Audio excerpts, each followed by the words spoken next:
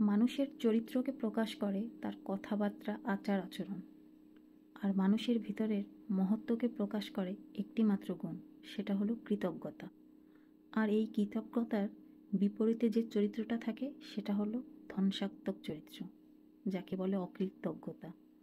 আর অকৃতজ্ঞতা মানুষের সম্মান, সম্পর্ক, মানসিক শান্তি সব কিছু নষ্ট করে। কৃতজ্ঞতার শিক্ষাটা আসে পরিবার থেকে। আমরা যে দাঁড়াতে শিখেছি, হাঁটতে শিখেছি, কথা বলতে শিখেছি, এই সব কিছুই আমরা পরিবার থেকেই শিখেছি। একজন মা রাত জেগে নিজের সন্তানকে শান্ত করেছেন। বাবা তার নিজের সুখ স্বাচ্ছন্দ্য বিসর্জন দিয়ে সন্তানকে ভবিষ্যতের জন্য দাঁড় করিয়েছেন। এই পরিবারের এই ভালোবাসা, এই ত্যাগ, অবমূল্যায়ন যে মানুষটা করে, সেই মানুষটা ভেতর থেকে সবচেয়ে বড় দারিদ্র।